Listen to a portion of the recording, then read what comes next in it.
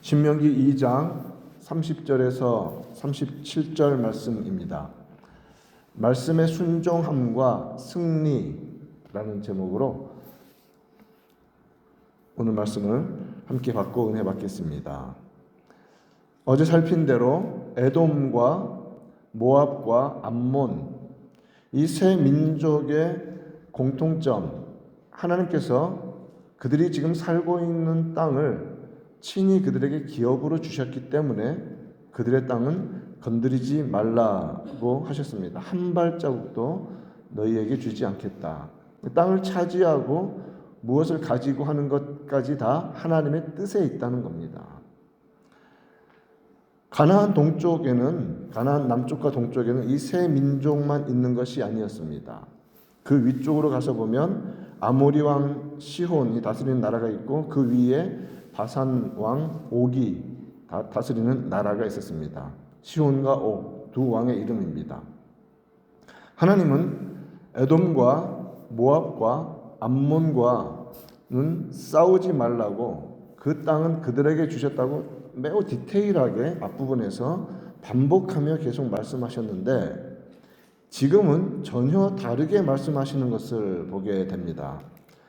오늘 30절부터 본문을 삼았지만 24절 말씀을 가서 보면 너희는 일어나 행진하여 아르논 골짜기를 건너라. 내가 헤스본 왕 아모리 사람 시온과 그의 땅을 내 손에 넘겼은즉 이제 더불어 싸워서 그 땅을 차지하라. 이렇게 말씀하십니다. 전혀 다르죠. 여기에 보면 이 24절에 하나님께서 주신 승리의 공식이 들어 있습니다.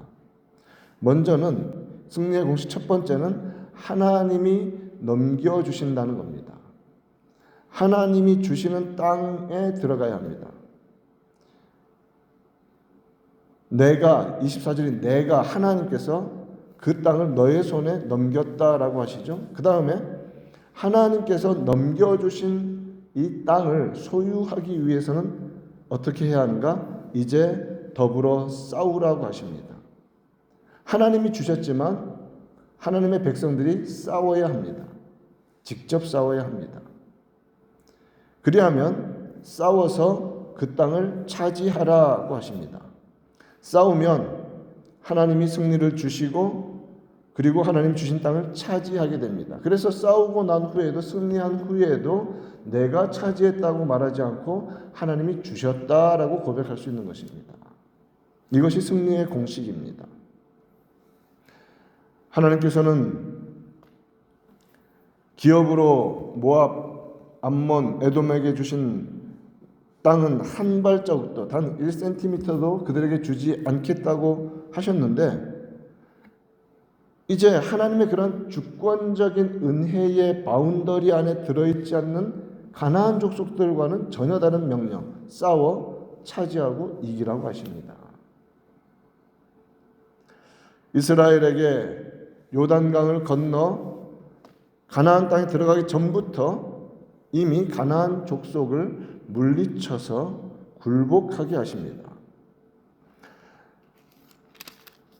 2장 25절을 본다면 계속해서 차지하라고 말씀하시면서 오늘부터 내가 천하만민이 너를 무서워하며 너를 두려워하게 하리니 이게 모세에 대한 이야기도 되고 이스라엘에 대한 이야기도 됩니다. 그들이 내 명성을 듣고 떨며 너로 말미암아 근심하리라 하셨느니라 이런 말씀을 하시죠. 하나님께서는 이스라엘 백성들이 출애굽하여 시내산에서 하나님의 율법을 받을 때 그때 가나안 정복에 대해서 미리 말씀하시면서 가나안 땅을 하나님이 주시는 두려움으로 이스라엘 백성들에 대한 두려움으로 평정해 놓으시겠다고 약속을 하신 적이 있었습니다. 출애굽기 23장 28절에서 내가 왕벌을 내 앞에 보내리니 그 벌이 가나안 족속을 내 앞에서 쫓아내리라 이렇게 말씀하십니다. 여러 가지 의미로 해석할 수 있는데 마치 왕벌이 큰 소리를 내면서 두려움을 막 유발하는 것처럼 가나안 족속들의 마음을 공포에 사로잡히게 하심으로써 이미 전의를 상실하게 만드시겠다는 그런 약속입니다. 실제로 여호수아가 정탐꾼 2명을 여리고성에 보냈을 때 라합이 그들에게 한 말은 무엇이었습니까? 여호와께서 이 땅을 너희에게 주신 줄을 내가 아노라. 이방 사람들도 아는 거예요. 하나님이 주셨다. 그들에게 넘겨주셨다. 우리가 너희를 심히 두려워하고, 여리고 백성들은 전의를 상실한 것입니다. 이 땅 주민들이 다 너희 앞에서 간담이 농나니. 이는 홍해와 요단과 그리고 이제 이들이 지금 앞두고 있는 싸움, 시온과 옥에게 전멸을 시키니까, 진멸시켜 버리니까 그 행한 일을 우리가 다 들었는데 그 소식을 듣고 마음이 녹아버렸다. 왕벌을 보내신 것이죠. 너희로 말미암아 정신을 잃었나니. 이처럼 하나님께서는 전쟁을 주관하시는 분이십니다. 전능하신 하나님이십니다. 주의 백성들이 믿음과 순종으로 한 걸음 한 걸음 나아갈 때 하나님은 미리 앞서 가실 뿐만 아니라 또한 그의 사자들을 미리 보내셔서 싸워서 이기게 하실 준비를 다 해놓으시고 그의 군사들을 보내시는 위대하신 왕, 전능하신 능력의 하나님이십니다.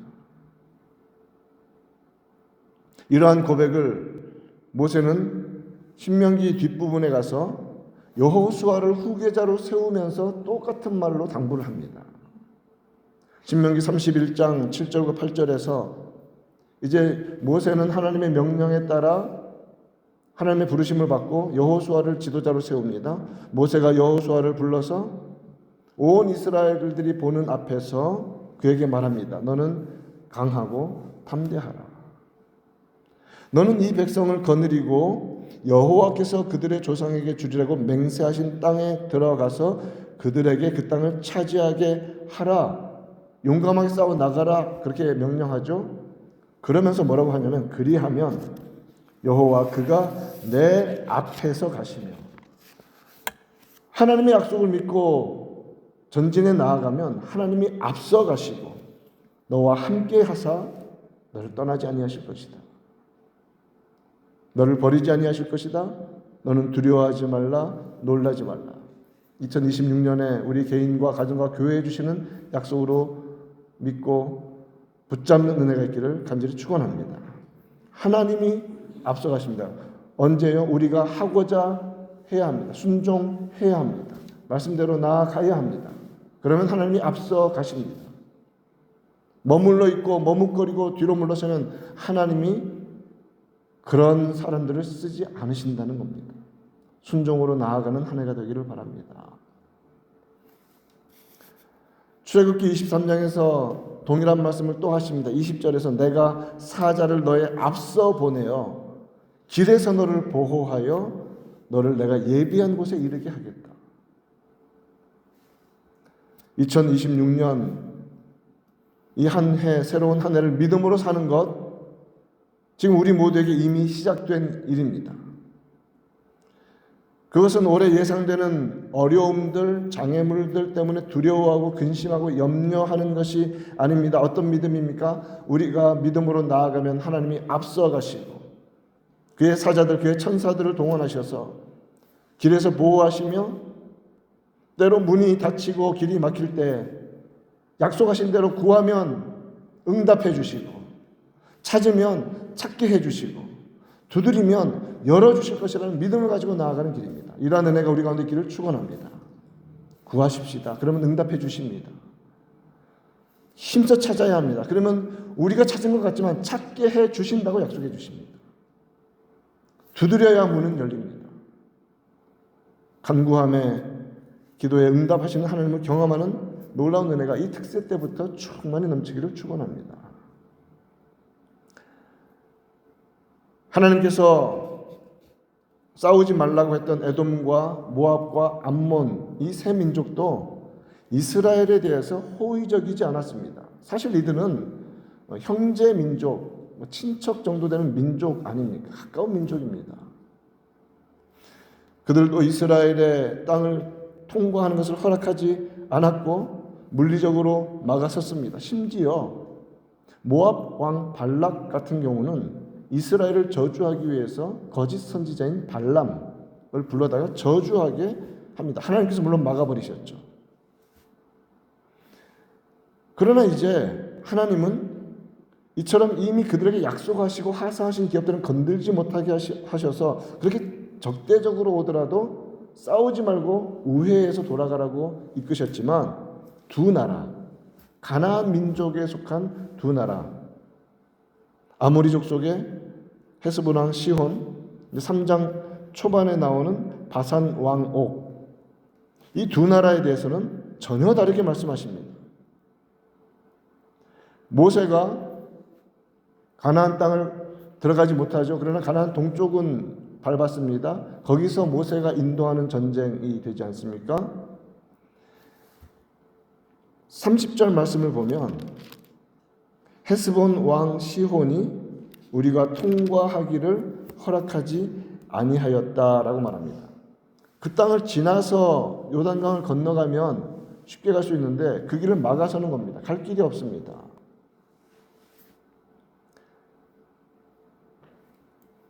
그 이유가 무엇입니까? 계속해서 말씀하실 때 이는 이유가 나오죠. 왜냐하면 내 하나님 여호와께서 그를 내 손에 넘기시려고 그의 성품을 완강하게 하셨고 그의 마음을 완고하게 하셨음이 오늘날과 같은 일. 여기 아주 중요한 원리가 들어 있습니다. 이스라엘 백성들을 대적하는 이 헤스본 왕 시혼, 근데 성품이 완강해졌어요. 완고해졌습니다. 왜 그렇습니까? 그런데 놀랍게도 하나님께서 넘기시기 위한 작전으로 더 악하게 만드셨다고 말합니다. 여기 중요한 원리가 들어있죠. 그리고 3장 1절에서도 바산 왕 옥은 그의 모든 백성을 거느리고 나와서 우리를 대적하여 싸우고자 하였다라고 합니다. 하나님께서 이스라엘 백성들에게 승리를 주시기 전에 어떤 일을 행하셨냐면 그 전쟁을 치러야 하는데 전쟁이 일어나기 전에 헤스본 왕 시온처럼 마음이 강팍하게 완고하게 단단하게 이전보다 더 악하게 만들어 버리신다는 거예요. 싸우도록 막아서도록 방해하도록 하나님의 백성들이 가지 못하도록 교회가 일어서지 못하도록 막게 하신다는 겁니다. 그런 일이 반드시 있습니다. 믿음이 성장하지 못하도록. 이전에 많은 경험들을 기억해 보면 선교를 준비하거나 훈련을 준비할 때마다 얼마나 강한 악한 마귀의 도전들이 있는지 모릅니다. 언제나 그렇게 하나님의 언약 백성들이 나아가는 길에 이러한 헤스본 왕 시온처럼 완강하게 하시는 일을 하나님은 허락하신다는 거예요. 왜 그럴까요? 왜 이처럼 전쟁이 일어나기 전부터 시온 왕처럼 마음이 강팍해지고 완고해지고 믿음의 사람들, 주의 백성들을 향한 근거 없는 분노를 표출을 하게 하시는 이유. 바산왕 옥처럼 아예 그냥 군대를 다 데리고 나와서 먼저 공격하게 하시는 이유. 그것은 바로 성도들이 믿음의 길을 갈 때마다 고난을 허락하신다는 거예요. 유난히 특별히 더 큰 믿음과 더 큰 은혜를 주실 때에는 유난히 더 힘든 대적들이 앞에 설 때가 참 많습니다. 힘들게 하고 이 왕들처럼 대결하려 하고 대적하려 하고 완고해지고 길을 막아서고 하는 일들이 자주 일어나게 됩니다. 이때는요, 하나님께서 이루시고자 하는 공의로운 심판을 위해 우리에게 힘겨움을 허락하실 때가 참 많습니다. 지금 뒤에서 우리가 읽은 대로 바산왕 옥은 3장부터 시작되니까 2장 마지막 부분에서 뭐라고 말합니까?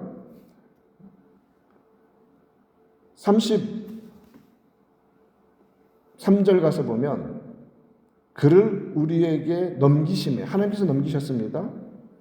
우리가 그와 그의 아들들을 다 쳤다. 그리고 34절에서 보면 모든 성읍을 점령하고 남녀와 유아와 함께 하나도 남기지 않고 진멸하였다고 하죠. 진멸. 헤렘이라는 진멸은 여호수아서에 계속 등장하는 단어입니다. 가나안 민족은 하나님께 죄를 지어 그 죄가 가득 찼음으로 말미암아 진멸될 위기에 지금 직면해 있습니다. 그 죄를 하나님의 공의로운 심판을 위해서 더 악하게 가로막게 만들어 버리신다는 겁니다. 이러한 가나안 민족으로 하여금 더 죄를 쌓게 하시고 죄에 계속 집착하게 하심으로써 하나님의 심판이 완전한 공의로우심에서 일어났다는 것을 결국은 드러내시는 것이 하나님의 뜻입니다. 이것을 우리는 반드시 기억해야 할 것입니다.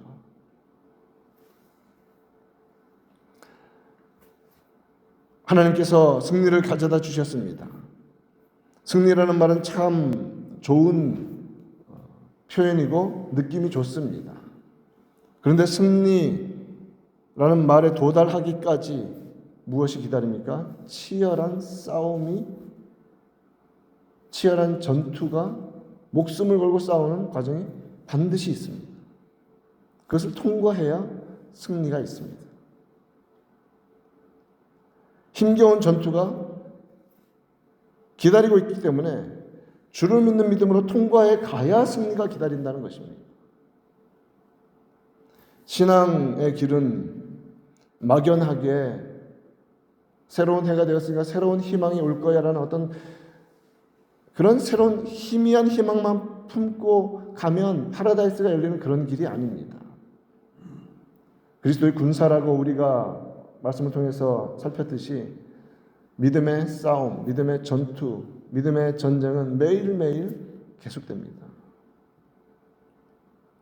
정말 우리가 승리하는 신앙을 원한다면 그 싸움을 도외시하지 말고 끊임없이 싸워 나가야 할 것입니다. 그러나 이 승리는 왜 주어진다고요? 먼저 하나님께서 넘기셔야 받을 수 있는 겁니다. 그런데 성도는 싸워야 합니다. 30절 말씀 보면 이는 내 하나님 여호와께서 그를 내 손에 넘기시려고 라고 했죠. 넘기시려고 그 성품을 완강하게 하셨다. 31절 가서도 보면 두 번째 줄에 이제 시온과 그의 땅을 너에게 넘기노니 라고 말씀하십니다. 차지하라, 기업으로 삼으라. 그리고 33절 가서 보면 하나님 여호와께서 그를 우리에게 넘기심에 반복되고 있죠. 계속해서 싸워가는데 그 과정에서 진짜 힘은 무엇이냐면 하나님이 넘겨주신다는 겁니다. 계속해서. 36절에 한 번 더 있죠. 우리 하나님 여호와께서 그의 모든 땅을 우리에게 넘겨주심으로. 지금 계속 반복되는 넘겨주심의 이 과정은 어떤 과정이었습니까? 전쟁의 과정이었습니다. 그래서 믿음이 아닌 눈으로 바라보면 이 전투는 내 힘으로만 싸워 이긴 것 같지만 그렇지 않다는 겁니다. 하나님이 넘기실 때 한 걸음 한 걸음 모든 싸움을 싸워 이기며 나아가는 것입니다. 넘기신다.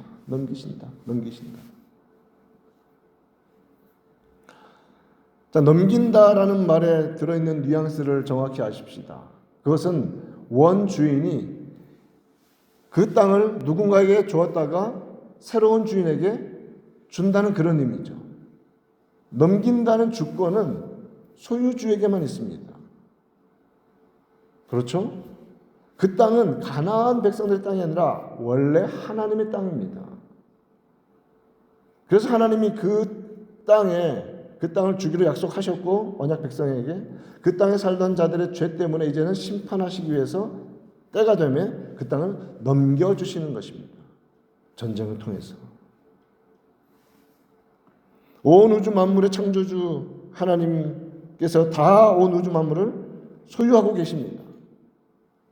이 땅에 있는 어느 누구도 어느 민족도 원래부터 자기 땅을 가지고 살았던 적은 없습니다. 그냥 내 것이야 라고 말하지만 잠시 살다 가는 그 짧은 생애 동안 내 것으로 그냥 이렇게 등기해서 살다 가는 것뿐입니다. 어떤 것도 영원히 자기 것으로 가질 수 있는 것은 없습니다. 특별히 땅은도 그렇죠. 하나님이 잠시 머물도록 그 민족들에게 허락하셨던 것입니다. 그래서 어느 땅이든지, 여러분 잘 들으십시오. 어느 땅이든지 하나님께서 그의 백성에게 주시고자만 하신다면 하나님이 주십니다. 하나님 백성들은 그의 능력의 손길 안에 머물며 주께서 주시는 것을 허락받아 누리는 복을 얻게 되는 것입니다. 하나님은 아모리 족속의 땅과 바산의 땅을 이제 자기 백성인 이스라엘에게 주려고 하십니다. 넘겨주시는 것입니다. 2026년에 개인과 가정과 교회에 넘겨주시고자 준비하신 땅이 많기를 축원합니다. 그 땅은 믿음으로 차지해 가야 합니다. 믿음의 싸움을 통해서 차지해 나가야 합니다. 견뎌야 합니다. 인내해야 합니다. 그러면 주십니다. 하나님이 넘겨주실 때 이 땅을 살아가며 얻게 되는 영적인, 신앙적인, 또 실제적인 성취와 승리를 경험할 때 여러분 꼭 기억합시다. 그것은 하나님이 주신 것이라는 것을. 하나님의 것이라는 것을. 그래서 바울도 고린도 후서 2장 14절에서 고백을 합니다. 항상 우리를 그리스도 안에서 이기게 하시고 우리로 말미암아 각처에서 그리스도를 아는 냄새를 나타내게 하시는 하나님께 감사하노라. 그러므로 하나님께서 넘겨주시는 이 모든 축복에 대해서 마땅히 성도는 감사해야 할 것입니다. 이기게 하셨고 넘겨주신 분이 하나님이시기 때문에 그렇습니다. 말씀을 맺습니다. 성도의 승리는 어떤 것이든 이 땅 가운데서 자신의 힘과 능력으로만 쟁취하는 것은 아닙니다. 물론 죽을 힘을 다해서 싸워나가야 합니다. 기도하며 말씀 생활하며 훈련받으며 예배를 지키며 그 모든 이러한 믿음의 길들을 걸어갈 때 꼭 기억합시다. 앞서 가시는 분은 하나님이십니다. 길을 여시는 분은 하나님이십니다. 승리를 주시는 분은 하나님이십니다. 하나님의 결정과 주권의 모든 것이 달려 있습니다. 우리는 순종과 겸손과 인내와 용기로서 싸워나가는 것입니다. 그러면 하나님이 주실 것입니다. 하나님께서 원래의 주인으로서 그 소유권을 넘겨주심으로써 우리로 하여금 차지하고 누리며 살아가게 하시는 것입니다. 이러한 놀라운 축복과 풍성한 영적 실제적 은혜가 올 한 해 우리 모든 성도들의 가정 가운데 충만히 넘치기를 우리 구주 예수님의 이름으로 축원드립니다.